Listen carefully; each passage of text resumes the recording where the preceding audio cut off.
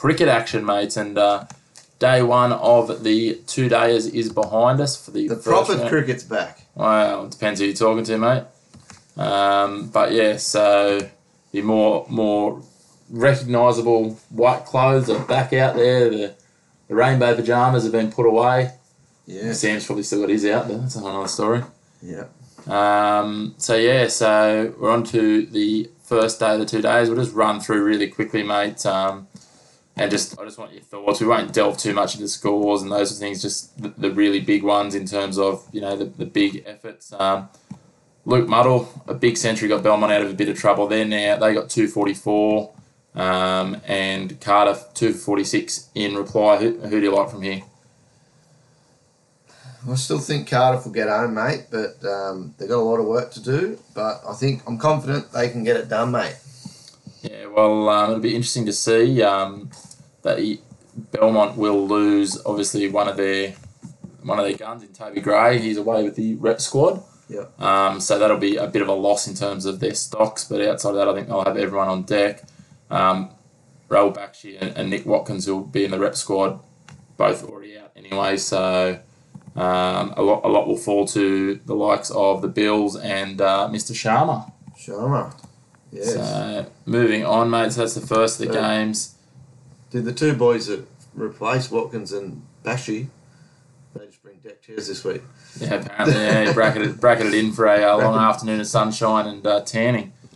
Mate, Adrian Chad showed what a crucial element he is for Toronto, posting 102 in their total of 301 against Charlestown. Probably the standout of the bowlers for Charlestown was Rory Madison, mate, getting 4 wickets. So 7 mains, 4 for 62, not a bad day out. And then Charlestown in reply, no wicket for 16. Both Daniel Arms and Benchy on 7 runs. Who's in the box seat here, mate? I'm still sticking with my original prediction, mate. I'm going the Magpies out there at Ron Hill. Yeah, so who do they lose this week, mate? They'll lose... Their skipper, Jed Dixon. Yeah, so I'm thinking he's the only one that they'll lose. Chatty's out for Toronto Workers. Yeah, so Chatty will be out. So yeah, that'll be probably balance itself out. I mean, Chatty's a bit of, I was going to say he's a part-time bowler, but that's probably a bit harsh on him. He can bowl a bit, but they've got some handy enough bowlers who can, come in there, and just depends who's bracketed in for him as well, I guess. So you pick him, mate. Hey, the runs on the board are hard to argue with. 301. Obviously, it was a good batting deck, and thing is, what turns up at Ron Hill next week? Is it going to be a green top? Nah, it's a great wicket out there and good outfield. So I think the first session's critical. Yeah, look, if Charlestown can get to lunch less than 2 down, they sit themselves in the box seat. If they lose 2 or more, and start to get into, and as I said, just depending on who's been bracketed in for Jed, is going to be the interesting question. So. Yeah, Bailey McGill was probably the key there, I reckon, in the middle order. Yeah, he quite well could be. I'm just trying to have a look here through the lower order, and it looks like either Hitchcock or Claridge is the player that's been bracketed in based on the batting lineup. So just having a look here. So Josh Claridge has got a pretty handy batting average, mate, of about 38. So he could be the man. He could step up. Yeah, well, hopefully for Magpie's sake, mate, they can, but I think it's going to be cracker out there. Yeah, certainly be a good one on Saturday, and the weather's supposed to be fine and cool, so it's a good day for batting and fielding. Mate, Merriweather, they posted 9 for 318 from their 90 overs. Simon Moore with 85, and mate, Tim O'Neill coming in at the tail with 88 not out. Yeah, he did well, mate. Not bad at that late stage, coming in at, what are we looking at there, coming in at number 8. So he came in at number 8, so they would have been, 187, put on a 100-run partnership with Courtney Moulton, obviously scored the majority of those. So, it's certainly going to be a long day at the office, I would have thought, for Newcastle City next week, chasing 318. There'll be a lot of pressure on Jonty Major, I would have thought. Yeah, there will be, mate. And I think Merriweather's probably happy to get back into the whites, as we stated there. And I think Morey will lead the boys to victory, not with his bowling, but his captaincy. Yeah, mate. He still gets about pretty well on the field, as he showed he can bowl too. Last week, running out Mr. Bakshi on 99. Yes. Interesting question. I had it pointed out to me during the week that Nick Watkins of Cardiff is actually has got significant hearing loss, or inability with his hearing. He's got a cochlear implant, I understand. So interesting to see how that makes the communication between wickets, and I wonder if that was an influence on Bakshi being run out on 99. But I mentioned to young O'Sullivan from City, 5 wickets against Merriweather from 20 overs, 5 for 77, so a good day at the office for him, but would have been a long day in the field with a couple of close to centuries there. Mate, Wes and Hamwicks, mate, this is the performance of the round, our player of the round. Mr. Joe Price, 7 for 49 off 21.4 overs, going at just over 2 and over, taking 7 wickets. Restricted a pretty strong Hamwicks batting lineup to 214, and Wes already off their 17 overs, 1 for 62. So, mate, you just about put your house on that. Joe Price not playing rep cricket, so if he can get over his groin strain from last week, we'll go back out to bat. They will lose Bradley Aldous and Pete Loschek. Yeah, so probably in terms of Pete Loschek, not a huge loss in their batting lineup, but they still bat pretty deep, and just that may have been a big part in why they bowled first, knowing they'd lose 2 bowlers. Yep. So I certainly think they'll be looking at a victory there, West, mate. And Benny Balkan will be out for Hamwicks, but obviously they'll be in the field. Yeah, so that is true. So that'll obviously bring in a replacement there behind. Yeah, but I'm probably going to have to reverse my tip from last week, mate. I tipped Hamwicks, and I think West will get home from here. Yeah, lovely, mate. Next up, mate, Uni. They posted a very competitive 256 against Stockton, probably a little bit lower than what a lot thought. Mitch Lowell with the top run scorer there coming into bat at 7 and posted 95, fell just short of his ton. Former West first grader, mate. Now he's jumped over to the... Mate, the thing that did, the big stat for me here was Nick Foster. I don't know if you noticed anything special about his bowling stats. He opened the bowling and he bowled every over from one end. 38 overs out of 76, yeah. So they had 2 bowlers who between them bowled 61 of the 76 overs. So some real concerns there. Obviously, it looks like I was quite surprised Harry Crittenden didn't bowl. Just resting this will go, mate. Yeah, saving himself. So, he did quite well to get through. He brought up the ton, Nick Foster, and they will be without Nick this week. So, probably good for them that they bowled last week, because otherwise I don't know what they would have done. Yes. They may find themselves bowling again quickly enough, though. They're already 1 for 22. Chasing that 256, but anything's possible if they get a couple of those guys.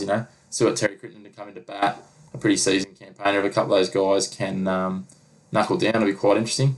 And a pretty rare occurrence, mate. Looking at their scorecard, they've got their wicket keeper. They've got 2 wicket keepers. 2 wicket keepers. So I'm not sure if that's a bracketing as well. Which if it is, it's going to really hurt them, because one of their wicket keepers, Moody, is the one of the not out men overnight.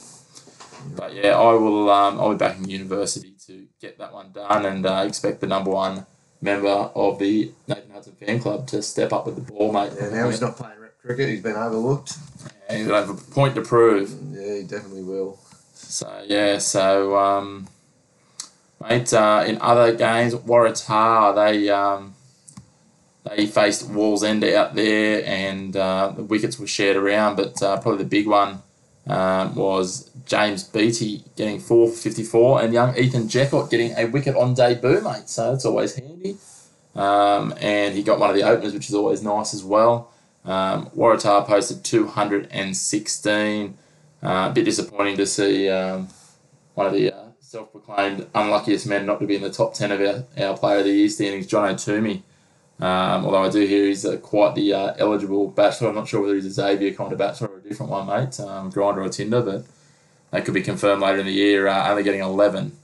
So he did find the fence once, though. So, yes. And in reply, Wallsend 1 for 80. Obviously not mucking about. They're scoring at 5 and over when they came out. And I'd certainly think Wallsend, even with Nathan Price retired, to go away and play rep cricket this weekend, I would certainly think they will be in the box seat there, mate. Yeah, mate. Well, obviously they'll be missing Price and Montgomery, sorry. So. Yeah, no, I think Wallsend will get the job done there, mate, with out the price is right. So yeah, mate. Look, they've got plenty of options there. Look for the likes of Anthony Young and Nathan Snedden to step up, mate, and put some runs on, and maybe even the returning Ryan Brooks. Plenty of batting there at Wallsend, even without Price and Montgomery this weekend. Mate, just having a look onto some of the lower grade performances. Actually, before we get onto that, mate, we might make a bit of an announcement. We've been having some conversations and negotiations with the great people at Newcastle District Cricket, and we're looking at developing that partnership and becoming the official podcast of the Newcastle District Cricket. So as part of that, we've made an arrangement where we will start to give a bit more coverage to the lower grades where possible, and really spread the net, I guess, of coverage and what we can do with them. So looking forward to that, and a few more things that are in the work, which will hopefully have some scope to announce in the coming weeks. And we thank especially Aaron Gray from Newcastle District Cricket and Toronto Workers for reaching out and sort of facilitating that relationship, and we look forward to that being fairly prosperous and beneficial for all involved, mate. It's pretty exciting. Yeah, it will, mate. Obviously, as we've stated a few times, it is a little bit quieter in the summer compared to the amount of winter sports, so it's good that they're getting on board and mate, loving it. And, loving Sportscastle, mate. Hopefully, it looks like they're going to syndicate our cricket section, so that'll be available on their page. And I do know that our next Sports Shorts episode will actually be a Newcastle District Cricket player. I've got that teed up for next week. So watch this space. The hint I will give is he was a big off-season transfer, a big loss for his club, I'll say, that he transferred from. So we'll see if you can figure out who that is. That could be anyone. Comment, could be Scott Logan. Yeah, well. Yeah, but comment in the comments if we'll see if we can come up with some sort of little prize if you get it right. So, and the couple of people that already know you cannot enter. Mate. So into the lower grades, not too many standout performances in the second grade competition, unfortunately, this week. But in third grade, mate, a great knock from Mark McLaughlin in the third grade, playing for West against Hamwicks. Peeled off 108 batting at number 8. That's handy. Not too bad at all. So, that was a fairly crucial knock for them. Having a look, they posted 399, but he obviously really helped kick that on off 62.5 overs. So, that's not a bad day at the office. It's not a bad day at the office, mate. That's a bit more than a run of ball. And they only had 2 bowlers. That's handy. Well, no, that's their bowling. Yeah, the scorecards aren't always as complete, mate, in the lower grades because it's just copied over from the score sheet. So 1 for 15 reply.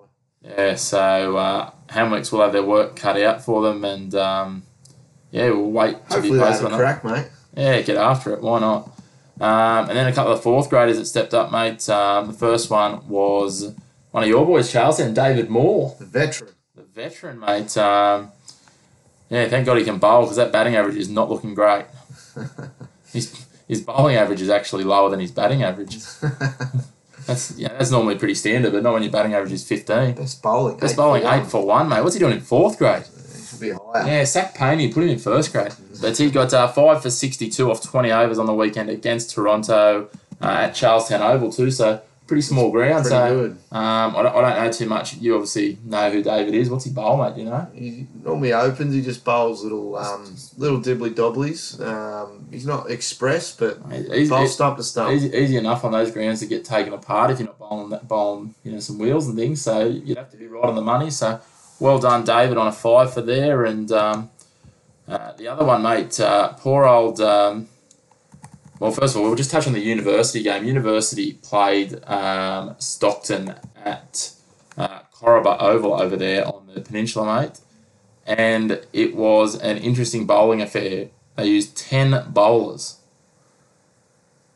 3 of whom only bowled 1 over, and 2 guys took 7 of the 10 wickets. So it looks like nearly everyone got a bowl. That situation, mate, was unfortunately shared by Wallsend.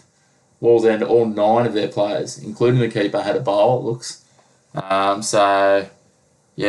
unfortunately for them, Dalvir Rana and Mitchell Hunt, both combined with tons in 4th grade there, so they'll be knocking on the door of 3rd and 2nd grade for Waratah in no time, probably taking Johnny Toomey's spot, mate. Yeah. Both with tons, batting at 3 and 4, so it would have been a long day in the field for 9 players from Wallsend over there at Wallsend number 3.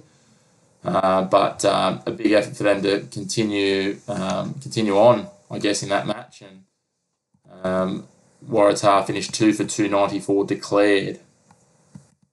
But yes, as I said, everyone having a bowl there by the look of it. So interesting enough, there's a retirement there from their 9 players, so he must be bracketed out for this week. So they're in a bit of trouble. 1 for 15 and one not and one retired. So it's going to be a big chase for them. Maybe he's bracketed with Pricey. Yeah, I don't think Price is coming back from there, mate. Tough day at the office for the boys at Wallsend, but some good knocks there by Messrs Rana and Hunt, mate. So that's the lower grades wrap for this week. We'll move on to the representative cricket. Mate, the Newcastle Steel last week had a comfortable win, mate, against Illawarra. Now, I understand they drove down in the morning all the way to North Dalton Park there at Wollongong and took on Illawarra. Very convincing win. Our man Nathan Price retained his alpha status, and mate, the alpha status, mate, I'm hearing there's a lot of chat about that amongst especially the rep boys and a few of the other first grade boys. So no, good to hear a bit of banter there. Make sure you get into them. I did a bit of a longer write up this week and explained the alter egos we've given them, and we might revert just back to their normal personas next week. But happy to have some suggestions inbox to us on that, or any other tidbits of gossip or anything else you'd like us to run with. We don't mind, running an unsubstantiated rumour, so as long as it's not too slanderous. That's right. But yeah, mate. Nathan Price starred, mate. A few wickets, plenty of runs, scoring a knock of strike rate nearly 200. Yeah, he did well, mate. He did very well. He obviously wanted to get back on the bus and get home. So places to be, mate. Yeah, 4 for 16. He only bowled 3 overs. Jeez. Under bowling himself. Classic captain move. Didn't have the 4th one in him. But no, it's good to see that they got their campaign off to a winning start, mate. And hopefully the boys they've picked, which is fairly similar on this weekend for the country champs, can carry on that form and get a match against the Central Coast boys on the 25th. Well, we obviously see that a change of pools this year, so we've gone to the southern pool. So I'm told the boys are much happier about travelling down to the Nowra patch than they are about going to Inverell. So is Central Coast, they made the final with Simon Keane play? I don't know, mate. They're already through to the final. Yeah, 25th of November at Bowral. Yeah, lovely. Don Bradman. Yes. Yeah, by the museum there. So I think basically what we're looking at with that team, they've named a team of about 13. So obviously Rahul Bakshi comes in for Joe Price. And we'll probably open with Nick Watkins, I'd suggest. And you've got Nathan Price, Jacob Montgomery from Wallsend, Jed Dixon and Adrian Chad, Benny Balcombe, Johnny Durheim. Toby Gray comes in and Young Robertson moves out. Lozchek and Geary come in. I understand they were all sort of standbys for last game. I'm not sure who came in because obviously Jacob Montgomery didn't go away with them due to his finger injury. But I'm told he'll be fine for this weekend. Caught up with Monty watching the Cup the other day and the finger's coming good bit by bit, so that's good to see. But yeah, pretty strong squad, mate. There's a good mix of experience, a couple of junior players with Toby Gray and Benny Balcombe. A couple of players in their mid-20s as well through to some of the more seasoned campaigners in the likes of your Price, Watkins, Nick Foster, those sorts of guys. So, and yeah, plenty on offer, plenty of bowling options and a good batting depth as well. I mean, you have a look at it, Johnny Durheim's been pretty reasonable batting this year, and so they're batting all the way down to sort of, 8 or 9, depending on where everyone else comes in. And you've got Brad Aldous as well, who's essentially an all-rounder at West. So, I mean, depending on which 11 they go with, they could bat to 10 or 11.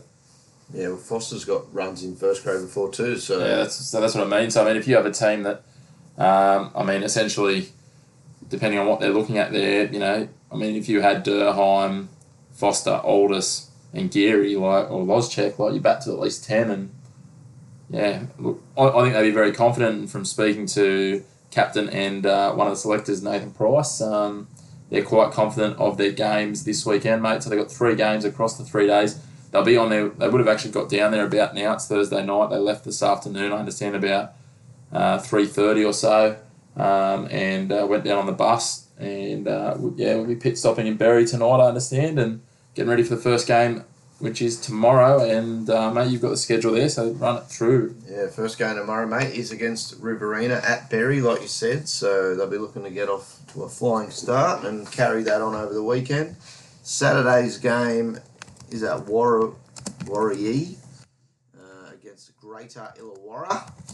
And the Sunday game is against ACT Southern Districts back at Berry.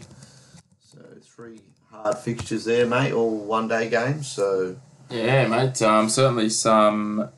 So they've got a little bit of travel in between the days. I was of the impression that they were looking at Nowra initially, but that could just be the name of the oval as well, mate. So don't stress too much. But plenty happening there.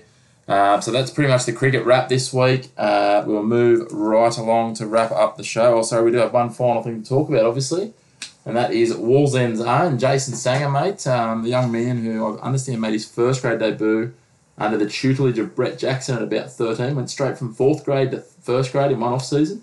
That's handy. Yeah, I was having a bit of a chat with Jason at the Shield yesterday when it was washed out, mate, and he was giving me a bit of background. He did play a couple of years of juniors. Toronto will not let anyone forget that. So he did play a couple of years of juniors there and then moved over to Wallsend. He actually was found himself a batting coach by the name of Matthew Wicks. Now, anyone that knows Matthew Wicks knows he's not exactly renowned for his batting. Well, he's held the bat all right a few different times, but apparently Wicksy came in and applied for a job at Derby Raj, which is owned by Jason's parents. And on there was a lot of cricketing references, and Jason's mum rang Wixie and said, "You've got a very impressive resume. Would you like to coach my son at cricket?" So, yeah, he became his batting coach. Then when Wixie went overseas, Wixie handed him off to the great Brett Jackson.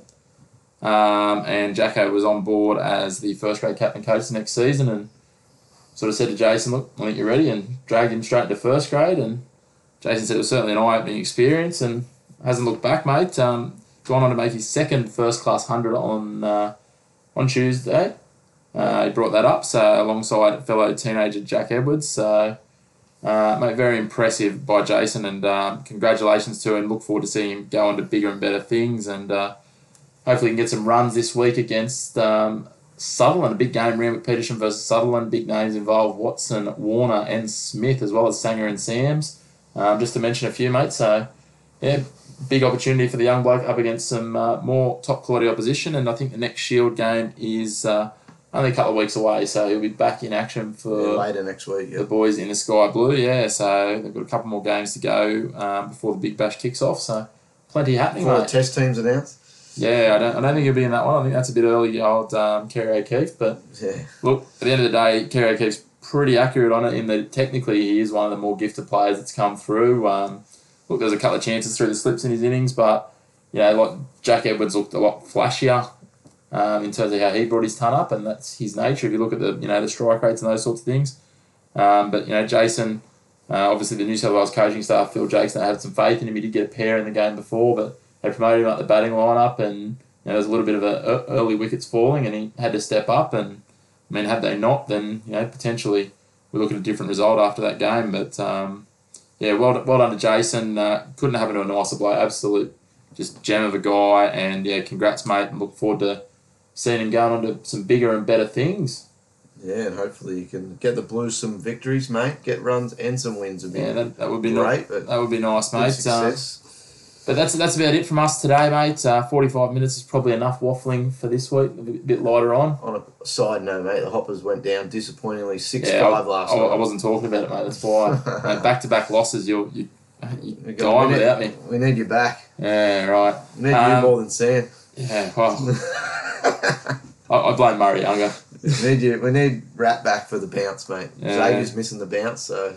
Yeah, righto. Well, we'll move right along, mate. That brings the show to an end. As always, make sure to engage in the comments on all our posts. We're really trying to build some more content. If you've got some things you want to see, or just some thoughts and suggestions, let us know. We've got the player points going up for the Jets, the cricket, and also which price is right. So remember, the public vote on that does have a lot of swings, so get around it. We appreciate you tuning in. Sportscastle AU on Facebook, Twitter, and Instagram. We're also Sportscastle on YouTube if you're searching for those videos, but they are posted live in Facebook Watch as well. A big thank you again to our partners, the big one, Aerolax Australia, who've come on board as a major sponsor of Sports Shorts, Primax Sports Tours, and Matt's Mowing and Maintenance, which we're looking to hopefully have with the dispersal of the Man of the Week. We're looking to hopefully have something new around that maybe next week. I've got a meeting with the sponsor and we'll have a chat with him and see what we can come up with there. So hopefully we'll have something to tell you about next week and give out some gifts. And we'll just, in regards to our supporters, that's who we want to really get around and make sure you support them if you've got the opportunity. So, if you're going for sports tours, if you need recovery gear, or you need some yard work or anything done around the house, get in touch with them. If you can't get in touch with them or can't find them, come to us and we can point you in the right direction. So thanks for tuning in. Thanks again for your time, mate, and we'll catch everyone next week. See you guys.